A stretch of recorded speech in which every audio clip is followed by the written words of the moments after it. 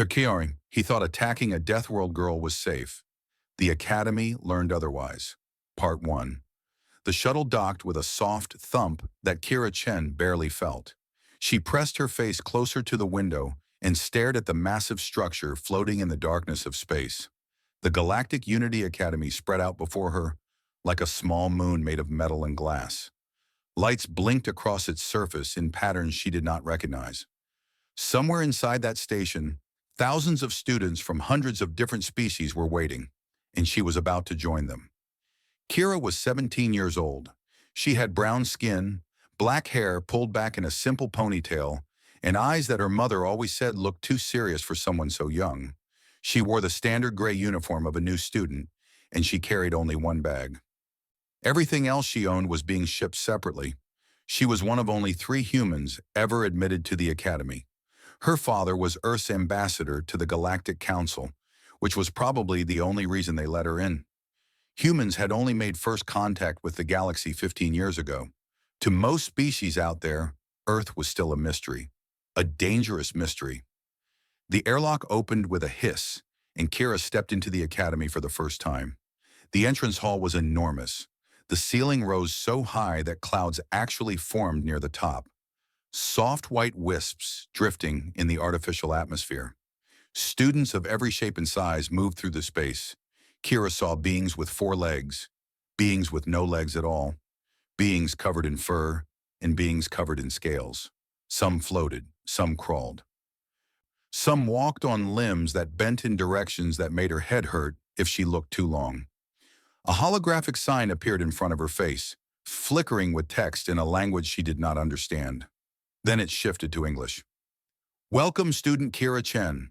Please proceed to Orientation Bay 7. She followed the arrows that appeared on the floor, glowing softly beneath her feet. As she walked, she noticed the warning signs.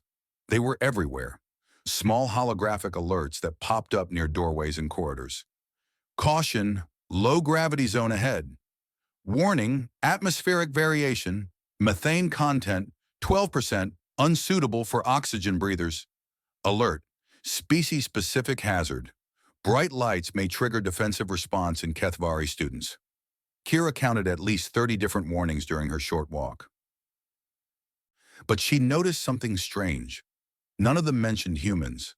The system did not seem to recognize what she was or what might be dangerous for her. She was so new that the Academy had not figured out how to warn others about her kind yet. She found Orientation Bay 7 and stepped inside.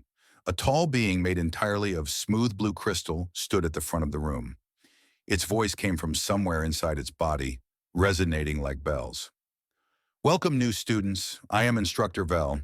You will receive your room assignments, your class schedules, and your student identification chips. Please remain calm and do not touch anyone without permission. Some species have defensive reactions that could result in injury or death."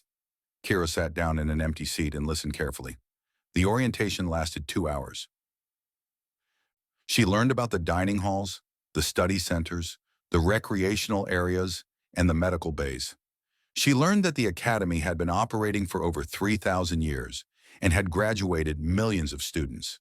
She learned that fighting was strictly prohibited except in designated training areas. And she learned that her roommate was a Vethri named Chisika. Kira found her room on the 47th level of the residential section. The door slid open when she approached and she stepped inside. The room was small but comfortable, with 2 beds on opposite walls and a shared workspace in the middle. One of the beds was already occupied. Chiska looked like a giant insect. She had 6 limbs, a segmented body covered in dark green chitin, and large compound eyes that reflected the light in dozens of tiny facets. She was pressed against the far wall, and all 6 of her limbs were trembling. "Please do not eat me," Chisika said. Her voice was high and buzzing. Kira stopped walking. "What? I have heard about your kind. You come from a death world. You eat flesh. Your planet has monsters that hunt in packs and tear their prey apart. Please, I will not cause you any trouble. I will be very quiet. I will not disturb your sleep." Kira set her bag down slowly. "I'm not going to eat you. You promise?"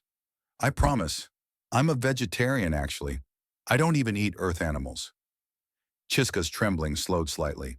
You do not eat flesh. No, but your teeth. They are so sharp. I saw them when you spoke. Kira touched her mouth. These, these are normal human teeth. They're not that sharp. They look very sharp to me.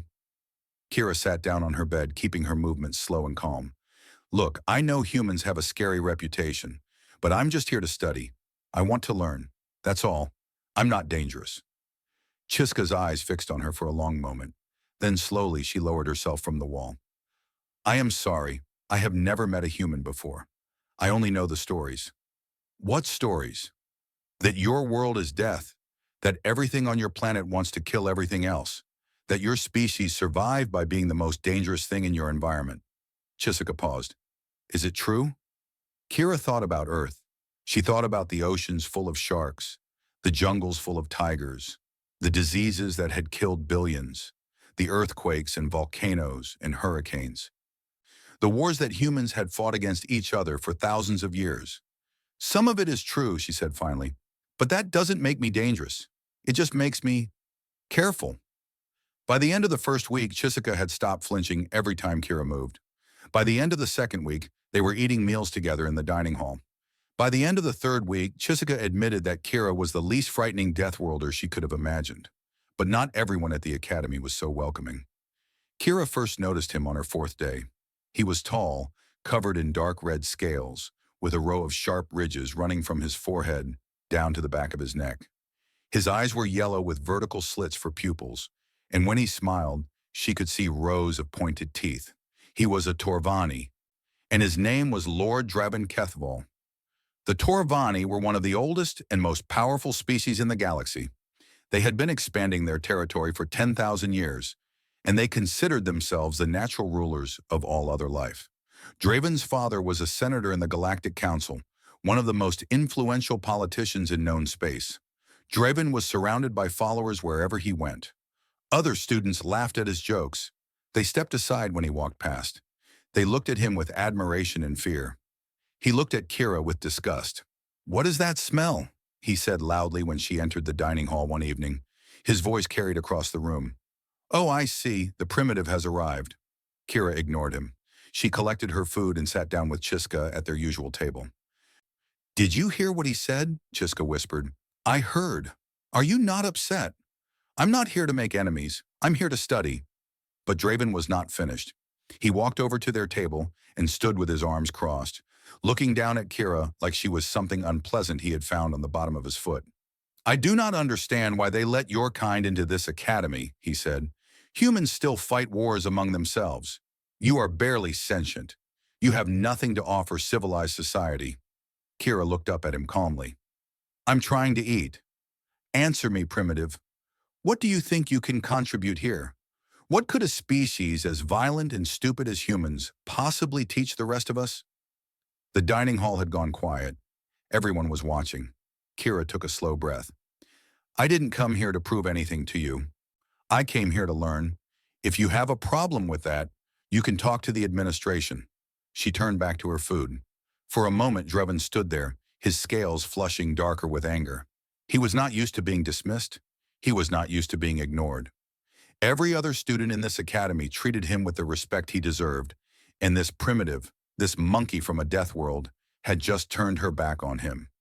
We will see, he said quietly. We will see how long you last here. He walked away and his followers went with him. Chiska leaned closer to Kira. That was brave. That was nothing. He is very powerful. His family could make your life very difficult. Kira shrugged. He's a bully. I've dealt with bullies before. Not like him. Kira looked across the dining hall to where Draven sat with his friends. He was watching her, and there was something cold in his yellow eyes, something that told her this was not over. Maybe not, she admitted, but the principle is the same. If you give them a reaction, they win. If you ignore them, they get bored and move on. Chisika did not look convinced. That night, lying in her bed in the darkness, Kira thought about what her father had told her before she left Earth. We do not get second chances, he had said. Every human out there represents all of us. The galaxy already thinks we are dangerous. We have to prove that we can live in peace with other species. That means no fights, no conflicts. No matter what they do to you, you have to stay calm. Kira understood the pressure.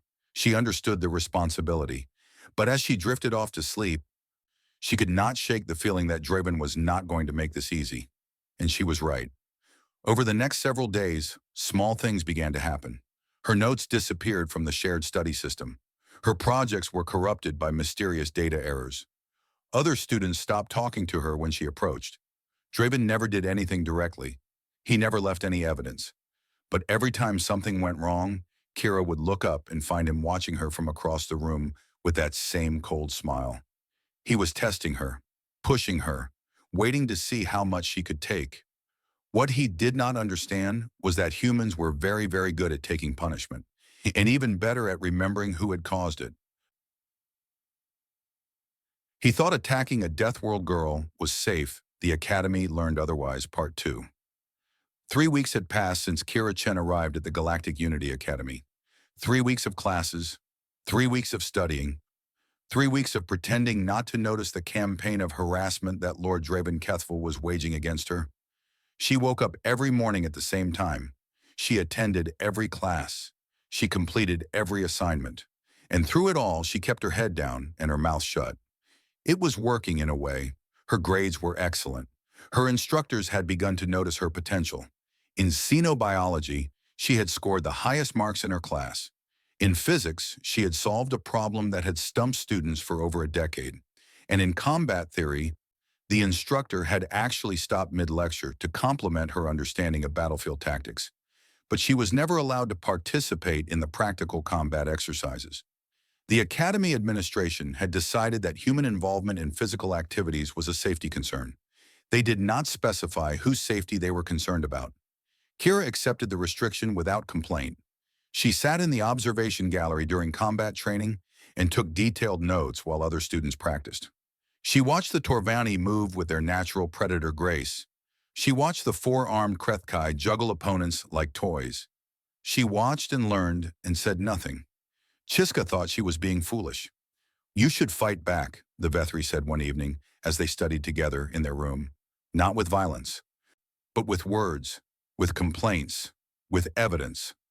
"I've filed complaints," Kira replied without looking up from her tablet. "The administration says there is no proof that Draven is behind any of it. That is because he is careful, but everyone knows it is him." Knowing and proving are different things. Chiska made a frustrated clicking sound with her mandibles. "So you will just let him do this to you forever?" "Not forever. Just until he gets bored." "What if he does not get bored? What if he keeps pushing until he hurts you?" Kira finally looked up. Her dark eyes were calm, but there was something deeper there that Chiska could not quite read. "Then I will deal with that when it happens."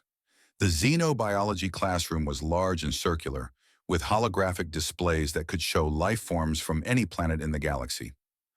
Today the topic was environmental classification. Planets are sorted into categories based on their danger level to standard life forms. Professor Venthaka explained. She was a tall, willowy being with pale blue skin and 4 eyes arranged in a diamond pattern on her face. Class 1 planets have stable environments with minimal hazards. Class 12 planets are considered death worlds, environments so hostile that survival should be theoretically impossible. She waved her hand, and a holographic display appeared in the center of the room. It showed a planet that Kira recognized immediately. Blue oceans, green and brown continents, white clouds swirling across the atmosphere. Earth. "This is Sol 3, more commonly known as Earth," Professor Venthaka continued, "homeworld of the human species. It carries a Class 12 Death World classification, the maximum possible rating." Gasps echoed through the classroom. Students turned to look at Kira, who kept her eyes fixed on the hologram. "The classification is based on several factors," the professor said. "First, the sheer variety of lethal fauna. Earth contains apex predators in every environment type, from oceans to jungles to frozen tundra. Second, the microbial life.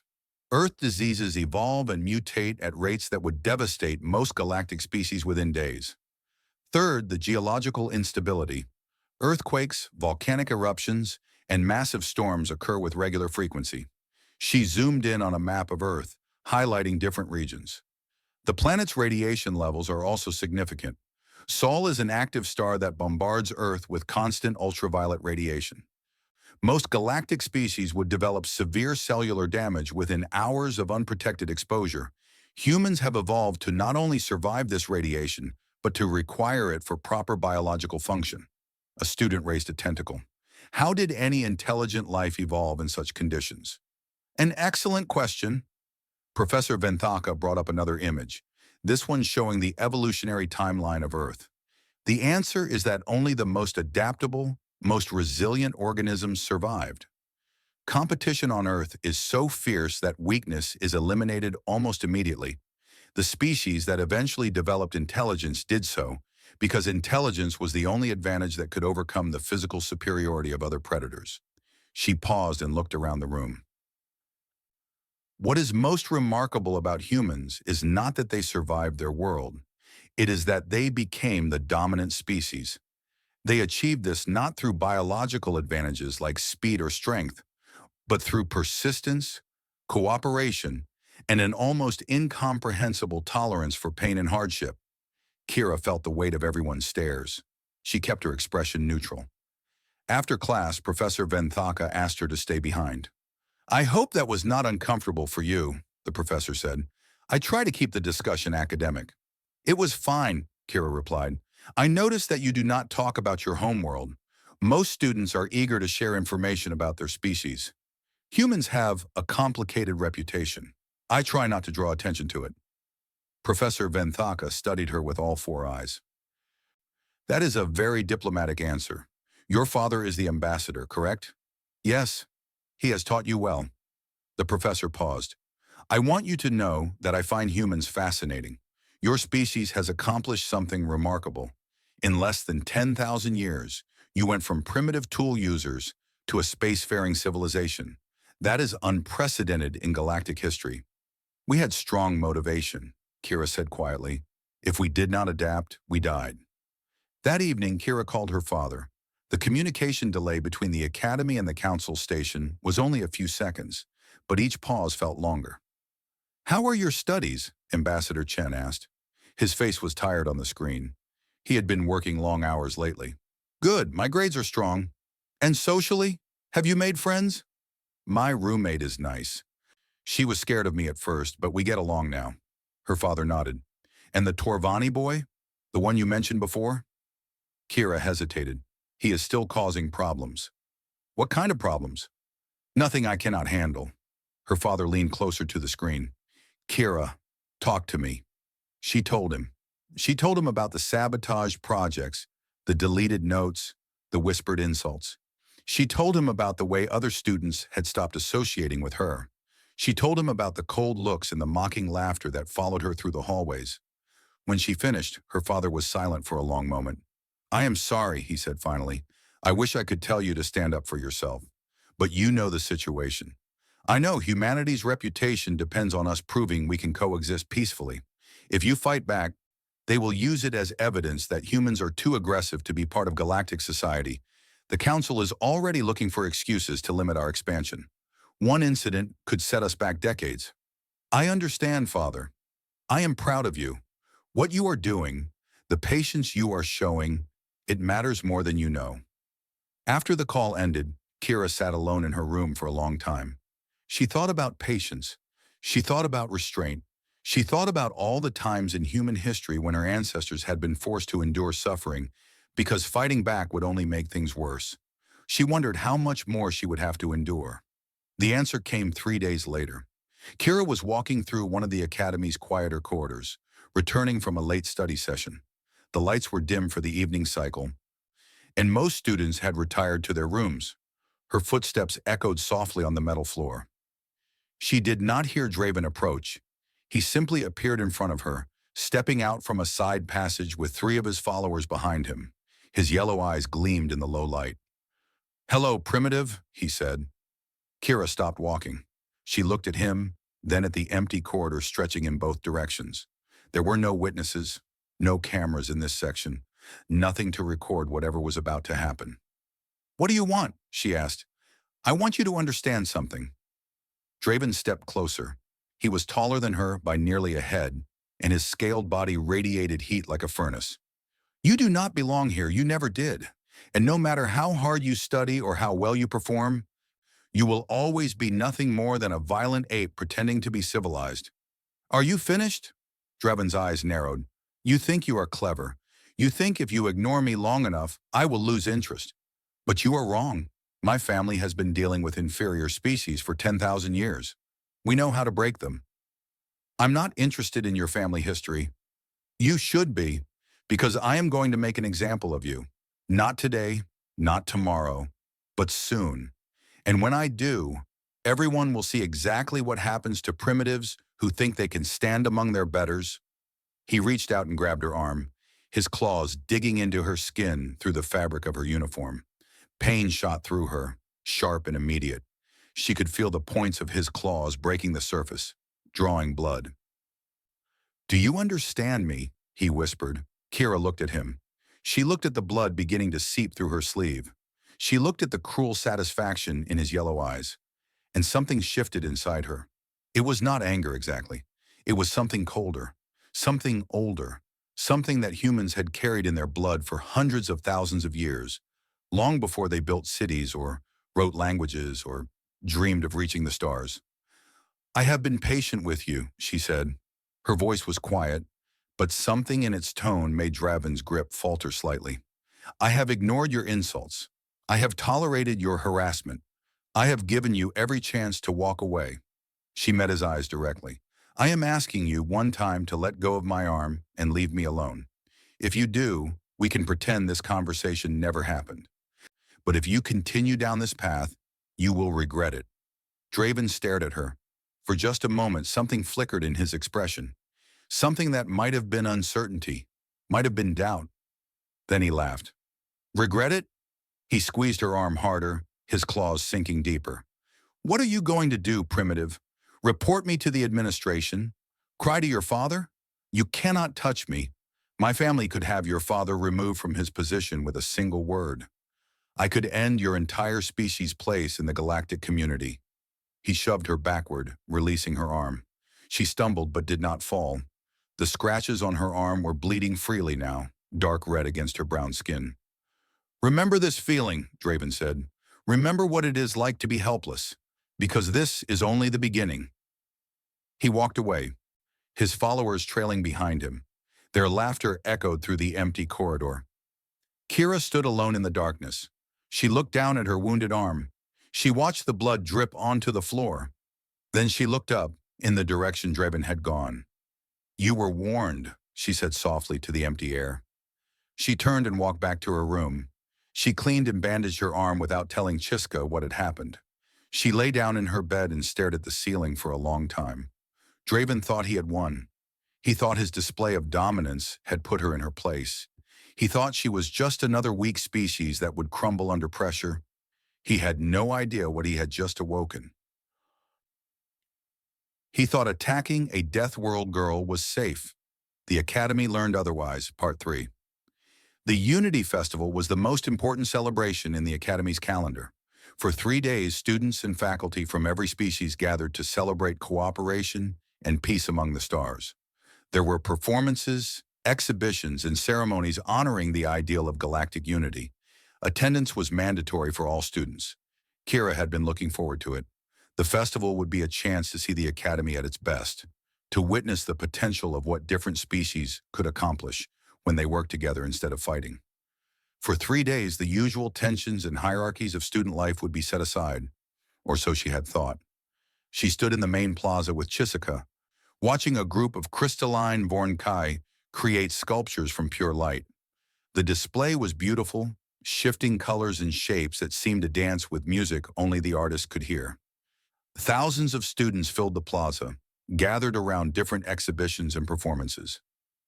This is amazing, Chisika breathed, her compound eyes reflecting the light show in 1,000 tiny fragments.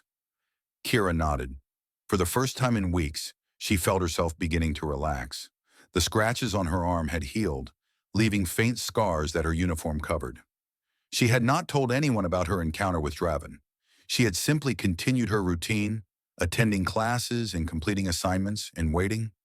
She was not sure what she was waiting for, but something told her that Draven was not finished with her yet. She was right.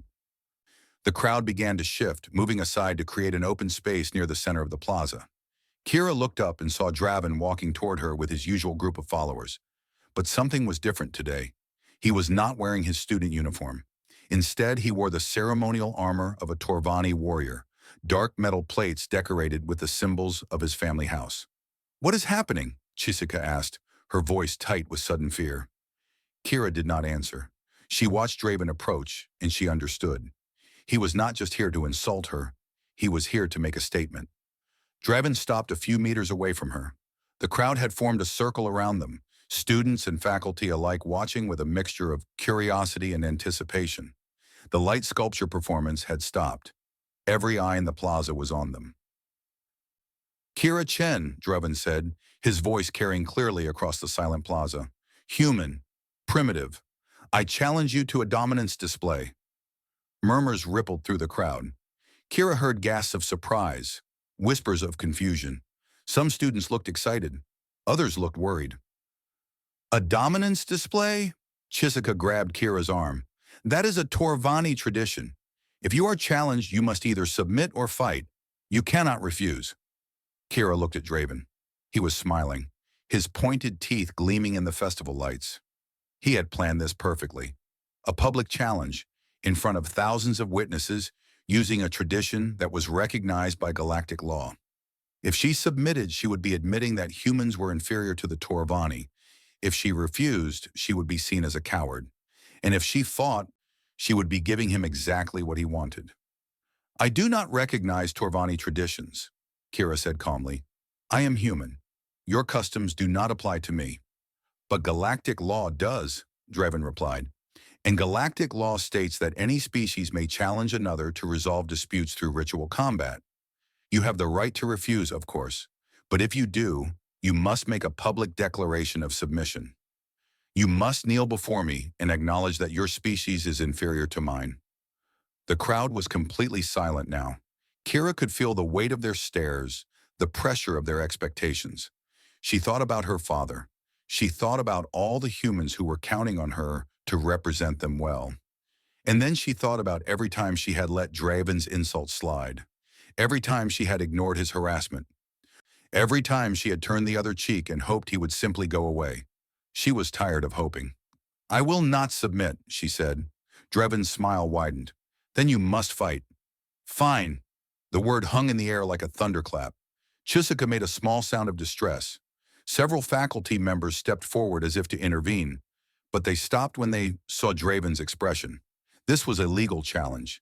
Interfering would violate galactic law. Draven began to circle her slowly, his movements predatory and confident. "You have made a mistake, Primitive. The Torvani are the greatest warriors in the galaxy.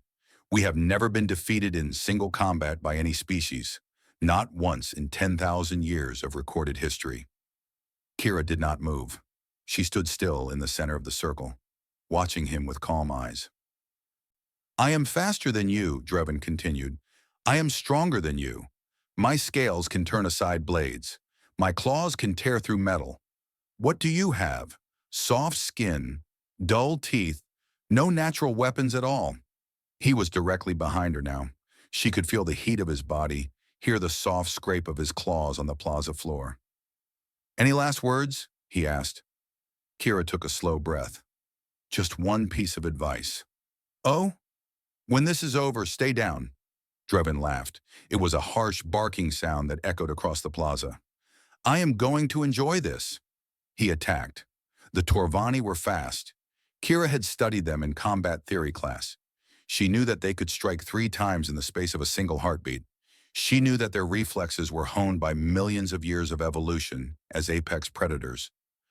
She knew that most species could not even see a Torvani attack coming, let alone defend against it. But Kira was not most species. Draven's first strike was aimed at her head, a sweeping claw meant to knock her unconscious in a single blow. Kira ducked under it, dropping her weight low and letting the attack pass through empty air above her. His second strike came from below, an uppercut that would have shattered her ribs if it connected. She twisted sideways, feeling the wind of his claws brush past her uniform. The crowd gasped. Dreven's eyes widened with surprise. No one had ever dodged his attacks before. He pressed forward, launching a rapid series of strikes that would have overwhelmed any normal opponent. Claws slashing, tail sweeping, teeth snapping. Kira moved through the assault like water flowing around stones. She did not try to block his attacks. She did not try to counter. She simply was not there when his strikes arrived, her body shifting with a precision that seemed almost inhuman. Because it was. What Draven did not understand, what none of them understood, was that humans were not slow. They only looked slow compared to species that relied on explosive bursts of speed. Human reflexes operated differently. They were built for endurance, for adaptation, for reading patterns and predicting movements before they happen. Kira had been watching Draven move for weeks. She knew his attack patterns better than he did. The fight lasted 11 seconds. On the 9th second, Draven overextended on a lunging strike. Kira stepped inside his reach, grabbed his outstretched arm, and twisted. The crack of breaking bone echoed across the silent plaza. Draven screamed. On the 10th second, she swept his legs out from under him with a technique she had learned at a summer camp when she was 12 years old. Basic self-defense, nothing special. On the 11th second, she had him pinned face down on the ground with her knee on the back of his neck, his broken arm twisted behind him at an angle that made several students look away in horror. The plaza was absolutely silent. Kira leaned down close to Draven's head. He was whimpering now, his confident snarl replaced by sounds of pain and shock. She spoke quietly, so that only he could hear. "If you ever touch another student the way you touched me," she said, "I will come back. And next time, I will not stop." She released him and stood up. Draven lay on the ground, not moving. His followers rushed forward to help him, their faces pale with disbelief. Medical staff pushed through the crowd, shouting instructions. But no one approached Kira. No one spoke to her. They just stared. She looked down at her hands. They were not shaking. Her heart rate was barely elevated. She had been in more stressful situations during PE class back on Earth. "Kira Chen." The voice came from behind her. She turned to see the Academy's security chief, a massive four-armed Krethkai in official uniform. "You will come with us." "Of course," she said. As security led her away, she caught Chisika's eye in the crowd. Her roommate looked terrified and amazed in equal measure. Kira gave her a small nod. Then her communicator buzzed. She glanced down at the screen. It was a priority transmission from the Galactic Council station, her father's identification code. But when the image flickered to life, she saw that he was not alone. Behind Ambassador Chen stood the entire Galactic Council, their faces visible on screens arranged in a massive arc. Dozens of species, hundreds of representatives, all watching. "Kira," her father said.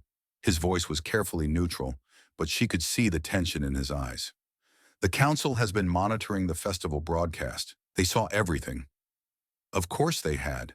The Unity Festival was transmitted across the entire galaxy. Billions of beings had just watched a human girl defeat a Torvani warrior in single combat. "We need to talk," her father continued. "All of us." Kira looked at the faces on the screen. Some showed anger. Some showed fear. But most showed something else, something that she recognized from her studies of galactic history. They showed the expression of beings who had just realized they had made a terrible mistake in their assumptions. "Yes," she said quietly, "I think we do." He thought attacking a Deathworld girl was safe. The Academy learned otherwise. Part 4. The tribunal chamber was located in the oldest section of the Academy, a massive circular room built 3,000 years ago from stone, quarried on a dozen different worlds. The walls were lined with the symbols of every species that had ever been part of the galactic community. Some of those symbols belonged to civilizations that no longer existed. Kira stood alone in the center of the chamber. Around her, arranged in rising tiers of seats, sat the Academy's senior faculty, security officials, and representatives from several galactic governments. At the highest tier sat Headmaster Vorn, the ancient crystalline being who had led the Academy for over 800 years. And directly across from Kira, in the section reserved for accusers, sat Senator Kethval, Draven's father. The senator was larger than his son, his red scales darker and his yellow eyes colder. He wore the formal robes of his office, decorated with medals and honors from a lifetime of political service. When he looked at Kira, there was murder in his gaze. "This tribunal is called to order," Headmaster Vorn announced. His voice resonated through the chamber like the tolling of bells. "The matter before us is the incident at yesterday's Unity Festival, in which student Kira Chen of Earth engaged in physical combat with student Draven Kethvol of Torvana. Senator Kethvol, you may present your accusation." The senator rose to his feet. "Thank you, Headmaster. The facts of this case are simple. My son was attacked by this human with a level of violence that has no place in civilized society. She broke his arm, she dislocated his shoulder. She caused injuries that will require months of regeneration therapy.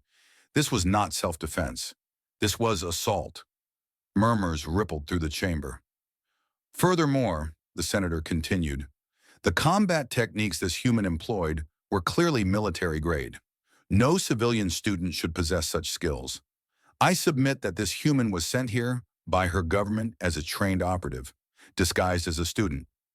Her purpose was to infiltrate the academy and demonstrate human aggression to the galaxy." He pointed a clawed finger at Kira. "I demand her immediate expulsion, her arrest, and a formal investigation into Earth's intentions." Headmaster Vorn turned to Kira. "Do you wish to respond?" Before Kira could speak, the chamber doors opened. Ambassador Chen walked in, his footsteps echoing in the sudden silence. He was dressed in his formal diplomatic uniform, and he carried a small data chip in his hand.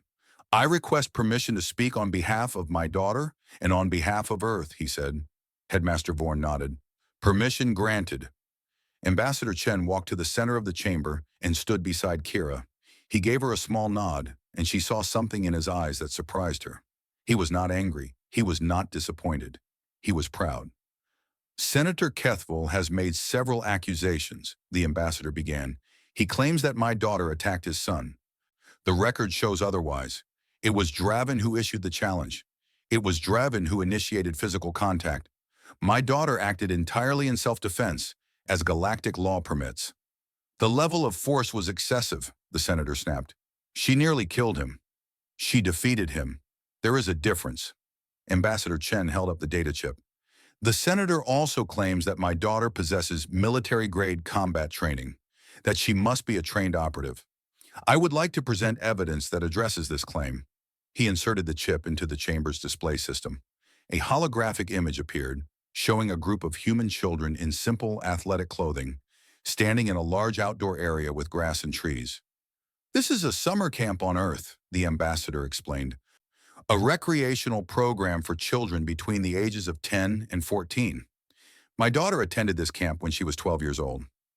The image shifted to show an adult human demonstrating fighting techniques to the children. They watched, then practiced the movements themselves. Kira recognized the stance, the footwork, the methods of deflection and counterattack. They were the same techniques she had used against Draven. "What you are seeing," Ambassador Chen continued, "is a basic self-defense workshop. It is offered at thousands of camps across Earth. The techniques are taught to human children as a standard part of their education. Nothing special, nothing military. Just basic safety skills that we believe every child should know." The chamber had gone very quiet. "Let me be clear about what this means." The ambassador looked around the room, meeting the eyes of every official present. "The combat abilities that defeated your son, Senator, are possessed by nearly every human child over the age of 12. They are considered entry-level skills on our world. My daughter is not an elite operative. By human standards, she is completely ordinary." Senator Kethavol's scales had gone pale. "That is impossible. I understand why you would think so." Ambassador Chen pulled up another display. "This is Earth's standard educational curriculum for human children. The screen filled with data, physical education requirements, competitive sports programs, martial arts classes offered as after-school activities, statistics on human strength, endurance, reaction time, and pain tolerance compared to galactic averages. Humans are required to exercise regularly from childhood. the ambassador explained. We play games that involve running, jumping, throwing, and physical contact. We compete against each other in athletic events that would be considered dangerous by most galactic species. This is not military training. This is what we consider a normal childhood. He pulled up more images. Human children playing sports, running through obstacle courses, swimming in open water, climbing rocks and trees, falling down and getting back up. By the age of 18, the average human has experienced more physical trauma than most galactic species will encounter in their entire lives. We break bones, we tear muscles, we scar, and we heal, usually within weeks. Our medical capabilities are built around this reality because we need them to be. The ambassador paused and looked directly at Senator Kethval. Your son attacked a human. He lost. That is not a crime. That is a consequence. Headmaster Vorn's crystalline form flickered with internal light, a sign of deep thought. Ambassador Chen, I must ask a question that I believe is on everyone's mind. Why was this information not disclosed when your daughter was admitted to the academy? Because you never asked. The ambassador's voice was calm but carried an edge of frustration. When humans applied for admission, your evaluation teams looked at our file. They saw the words Deathworld Class 12 and assumed they understood what that meant. They thought it referred to our environment, the predators, the diseases, the natural disasters. They never considered what kind of species could evolve to not only survive those conditions, but to become the dominant life form on the planet. He brought up a final image. It was Earth, seen from space. Blue and green and white, beautiful and deadly. Every species in the galaxy knows that deathworlds are dangerous, but you all assume the danger came from the environment, not from the inhabitants. You looked at humans and saw small, soft creatures with no natural weapons. You saw our smiles and our social nature and assumed we were harmless. His voice hardened. You were wrong. The chamber was absolutely silent. Kira watched the faces of the officials around her. She saw shock. She saw fear. She saw the beginning of understanding. Why do humans hide this? One of the faculty members asked. Why do you pretend to be less than you are? Ambassador Chen's expression softened slightly. Because we know what we look like to you. When your first contact teams observed Earth, do you know what they witnessed? War. Violence on a scale that horrified them. They saw our weapons, our conflicts, our history of bloodshed. They reported back that humans were too dangerous, too aggressive, too primitive to be part of galactic civilization. He paused. They were not entirely wrong. Humans are capable of terrible violence. Our history is written in blood. But they missed something important. They missed the fact that we know this about ourselves. We have spent thousands of years learning to control our nature, to channel our aggression, to build societies where violence is the last resort rather than the first. He looked at Kira with pride in his eyes. My daughter could have killed Draven Kethval. She had the ability. She had the opportunity. She chose not to. She used exactly enough force to end the threat and not one bit more. That is what humans do. We have the capacity for terrible destruction, and we spend our entire lives learning when and how to hold it back. Kira stepped forward. It was time for her to speak. I tried to avoid this fight, she said. For weeks, Draven harassed me. He sabotaged my work. He isolated me from other students. He attacked me in a corridor and drew blood. She pushed up her sleeve, showing the faint scars on her arm. Each time I walked away. Each time I hoped he would stop. She looked at Senator Kethval. In that corridor, when he had his claws in my arm, I asked him to stop. I told him that if he continued, he would regret it. He laughed at me. He told me he was going to make an example of me. He said this was only the beginning. Her voice was steady. I gave your son every chance to avoid this. He chose not to take them. What happened at the festival was a consequence of his choices, not mine. Headmaster Vorn's light flickered again. You are saying that you showed restraint. I am saying that restraint is what humans do. It is what we have to do. Because if we did not, if we responded to every threat with the full force we are capable of, we would have destroyed ourselves long ago. She paused. And probably everything else around us. The words hung in the air. Senator Kethval rose slowly to his feet. His face was unreadable. You expect me to believe that humans, a species that only discovered space travel within the last century, are somehow more dangerous than the Torvani? Than the civilizations that have ruled this galaxy for millennia? I expect nothing, Kira replied. I am simply telling you the truth. What you do with that truth is up to you. Headmaster Vorn spoke. This tribunal finds no fault in the actions of student Kira Chen. She acted within the bounds of galactic law. The challenge was legitimate. The combat was fair. All charges are dismissed. Senator Kethvol opened his mouth to object, but Vorn continued. However, this tribunal also recognizes that this incident has revealed significant gaps in our understanding of human capabilities. I am recommending that a formal briefing be scheduled with the Galactic Council. The galaxy needs to understand what humans truly are. Ambassador Chen nodded. We will cooperate fully. No more secrets. No more pretending to be less than we are. As the tribunal adjourned and officials began filing out, Kira felt her father's hand on her shoulder. You did well, he said quietly. I broke his arm. You could have broken his neck. He smiled slightly. The fact that you chose not to is what makes you human. He thought attacking a Deathworld girl was safe. The Academy learned otherwise. Part 5. The aftermath of the tribunal spread across the galaxy like ripples from a stone dropped into still water. News networks broadcast the story on every inhabited world. Discussion forums exploded with debates about human nature. Scientists published papers analyzing the implications. Politicians held emergency sessions to discuss policy changes. And at the Galactic Unity Academy, everything was different. Kira noticed it on the first day back to classes. Students who had previously avoided her now moved aside when she walked through the corridors. Some looked at her with fear in their eyes. Others looked at her with something closer to awe. A few, mostly members of other predator species, watched her with what seemed like newfound respect. No one mocked her anymore. No one whispered insults behind her back. No one touched her without permission. It was not the reaction she had hoped for. They are all afraid of me now, she told Chisika that evening in their room. Even the ones who were friendly before. They look at me like I might attack them at any moment. Chiska clicked her mandibles thoughtfully. Can you blame them? The things your father said at the tribunal, the information about human capabilities, it was terrifying. I am the same person I was before. Nothing has changed. Everything has changed. Before they thought you were a primitive from a dangerous world. Now they know you are a predator wearing the shape of prey. Chiska paused. That is much more frightening. Kira sat down on her bed and stared at the ceiling. I do not want to be feared. I want to be accepted.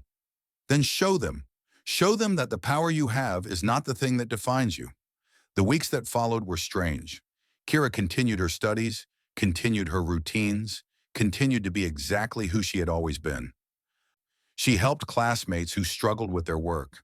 She participated in group projects without trying to dominate them. She ate meals in the dining hall and had conversations with anyone who was willing to talk. Slowly, the fear began to fade. It started with Chisika, who had never really been afraid of Kira to begin with. Then it spread to a few other students, the curious ones who were more interested in understanding humans than avoiding them. They asked questions about Earth, about human culture, about the things that made Kira's species unique. She answered honestly. She told them about human endurance, how her ancestors had hunted by simply following prey until it collapsed from exhaustion. She told them about human adaptability, how her species could survive in almost any environment with the right tools and preparation. She told them about human cooperation, how strangers would risk their lives to help each other in disasters and emergencies.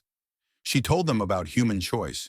We are capable of terrible things, she explained to a group of students who had gathered around her table in the library. Our history is full of wars and atrocities, but it is also full of people who chose differently, who saw the path of violence and walked away from it, who built instead of destroyed, who protected instead of conquered. But you have the power to do otherwise, one student said. He was a Vethri like Chisika, his compound eyes reflecting the library lights. Why would you choose not to use it? Kira considered the question. Because power without restraint is not strength. It is just destruction, and destruction is easy. Anyone can break things. The hard part is building something that lasts. She did not know if they understood, but they were listening. That was a start. 8 weeks after the Unity Festival, Drevin Kethvol returned to the academy. Kira saw him across the dining hall on his first day back. His arm was healed, the bones regrown through regeneration therapy. Physically, there was no sign of what had happened between them, but something else had changed. He sat alone at a corner table. His former followers were nowhere to be seen. They had scattered after the tribunal, unwilling to associate with someone who had been so publicly defeated. The political alliances that had protected him were gone. His father had lost significant influence in the council, the humiliation of the incident reflecting poorly on their entire house. Drevin had fallen from his position at the top of the academy's social hierarchy to something much lower, and he did not seem to know what to do about it. Kira watched him for a moment, then turned back to her meal. "Are you not going to say anything to him?" Chiska asked. "What would I say? He knows what he did. He knows the consequences. Anything I could tell him now would just be rubbing it in. Most people would enjoy that. I am not most people." Over the following weeks, Kira noticed something interesting. Draven was not bullying anyone. He attended classes, he completed his work, he kept to himself, but the casual cruelty that had defined his behavior before was gone. She finally understood why when she witnessed an incident in one of the academy's smaller corridors. A group of students from a predator species called the Vexkai had cornered a smaller student, a young Vethri, who was clearly terrified. The Vexkai were laughing, poking at the Vethri with their sharp forelimbs, enjoying its fear. Drevin walked around the corner and stopped. For a long moment, he just stood there, watching. The Vexkai students glanced at him, then dismissed him. He was nobody now. He had no power, no followers, no reputation worth respecting. Then Drevin stepped forward. "Leave him alone," he said. The Vexkai leader turned to face him. "Or what? You will fight us? You could not even beat a human." Draven's jaw tightened. "No, I could not, and she was not even trying. Do you understand what that means? The humans who come here are ordinary by their standards. Ordinary. And one of them destroyed me without breaking a sweat." He stepped closer to the Vexkai leader. "If they can do that to me, what do you think they would do to protect someone weaker? What do you think they would do if they saw you right now?" The Vexkai students exchanged uncertain glances. "Walk away," Drevin said. "Find someone else to bother, because if you do not, you might find out exactly how dangerous this academy has become." The Vexkai left. The Vethri students scurried away in the opposite direction, casting a confused look back at Draven before disappearing around a corner. Draven stood alone in the corridor. After a moment, he turned and saw Kira watching from the shadows. They looked at each other. "Do not say anything," Draven said quietly. "I do not want your approval." "I was not going to give it." Kira paused. "But for what it is worth, that was the right thing to do. It was not right. It was practical. You taught me that there is always something stronger out there. Always something more dangerous. The only way to survive is to stop making enemies. That is one lesson. There are better ones." Draven's expression flickered. "Like what?" "Like helping people not because you are afraid of the consequences, but because it is the right thing to do. Because making the world better is worth more than making yourself stronger." She turned and walked away, leaving Draven alone with his thoughts. 3 months after the Unity Festival, the Galactic Council completed its comprehensive briefing on human capabilities. The results were distributed to every government, every educational institution, every organization that might need to interact with humanity. The Academy updated its environmental warning systems. Kira was walking to her morning class when she noticed the new alert on the wall display near the human-designated residential section. She stopped and read it. "Caution. Deathworld species. Do not engage without consent. Do not threaten. Do not corner. Approach with respect and maintain clear communication of non-hostile intent." Below the official warning, someone had written something in the margin. Kira leaned closer to read it. "They could conquer the galaxy. They choose to make friends instead. Be worthy of that choice." She did not know who had written it, but she smiled. That afternoon, she was walking through one of the recreational areas when she heard a commotion. A young Vethri student was backed against a wall, surrounded by three larger students from a species she did not recognize. The Vethri was shaking, its compound eyes wide with fear. Kira changed direction and walked toward the group. The three students turned as she approached. One of them sneered, "This is not your business, human. Walk away." Kira stopped beside the Vethri student. She did not take a fighting stance. She did not make any threats. She simply stood there calm and steady. "Is there a problem?" she asked. The three students looked at each other. They looked at Kira. They looked at the warning sign visible on the wall behind her. "No," one of them said finally. "No problem." They walked away quickly, not looking back. The Vethri student stared at Kira with something like wonder. "Why did you help me?" "You do not even know me." Kira shrugged. "Where I come from, we protect people who cannot protect themselves. It is what humans do. But you did not have to. You could have walked past. No one would have blamed you." "I would have blamed me," Kira smiled gently. "That is the thing about having power. You get to choose what kind of person you want to be. I choose to be someone who helps." She patted the Vethri's shoulder and continued on her way. Behind her, the young student watched her go. Later that evening, he would tell his roommate about what had happened. His roommate would tell other students. The story would spread through the academy, joining the dozens of other stories about humans that were beginning to circulate. Not stories about human violence, not stories about human danger, stories about human kindness. Stories about humans who stepped in when others needed help. Stories about a species that could destroy anything in its path but chose, again and again, to protect instead of conquer. In her room that night, Kira looked out the window at the stars spreading across the darkness of space. Somewhere out there, billions of beings were learning about humanity for the first time. Learning not just about human strength, but about human choice. She thought about Draven, changed by his defeat. She thought about the students who had once feared her and now sought her help. She thought about the warning sign on the wall and the words written below it. They could conquer the galaxy. They choose to make friends instead. That was the real lesson, not that humans were dangerous. Every species in the galaxy already knew that. The lesson was that humans knew they were dangerous and had decided to be something better anyway. It was the hardest choice her species had ever made, and they made it every single day. Kira smiled and turned away from the window. Tomorrow would bring new challenges, new opportunities to prove what humanity could be. New chances to show the galaxy that strength without wisdom was nothing, but strength with compassion could change everything. She was ready.